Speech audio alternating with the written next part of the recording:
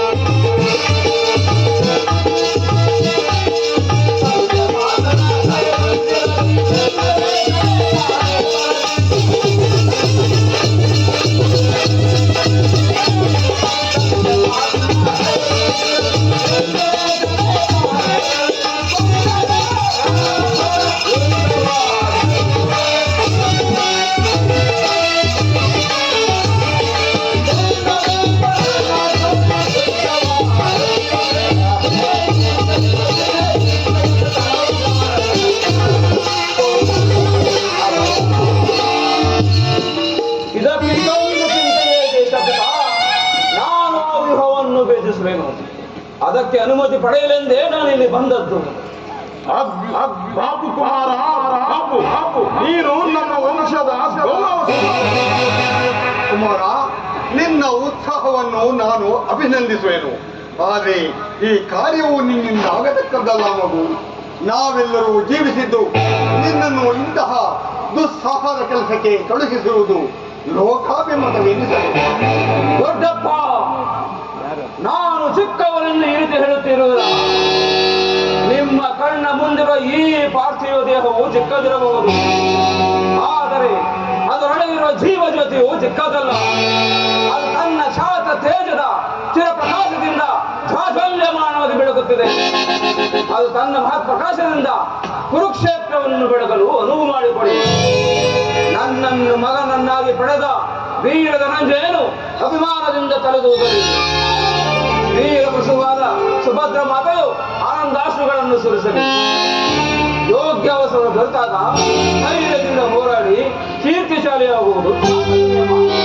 ಮರಣ ಕಂಡಿ ಶತ್ರುಗಳ ಸಂಹಾರಕ್ಕಾಗಿ ಹಿಡಿದ ಈ ಖಡ್ಗದಿಂದ ಅಡುಗೆ ಮನೆಯಲ್ಲಿ ಕುಳಿತು ಕಾಯಿ ಪಲ್ಯಗಳನ್ನು ಕತ್ತರಿಸುತ್ತಕೊಂಡು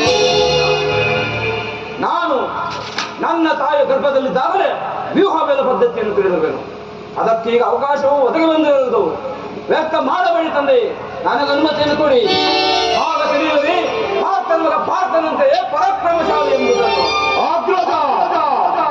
ಅಭಿಮನ್ಯುವಿನ ಪ್ರಾರ್ಥನೆಯನ್ನು ನಿರಾಕರಿಸಬೇಡ. ಈ ವೀರ ಭಾರತ ರಕ್ಷಾಜ್ಞೆಯ ಮೇಲೆ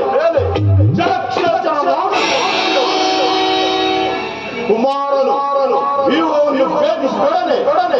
ನಾವೆಲ್ಲರೂ ಒಳಕ್ಕೆ ನುಗ್ಗಿ ಶತ್ರು ಸೈನ್ಯವನ್ನು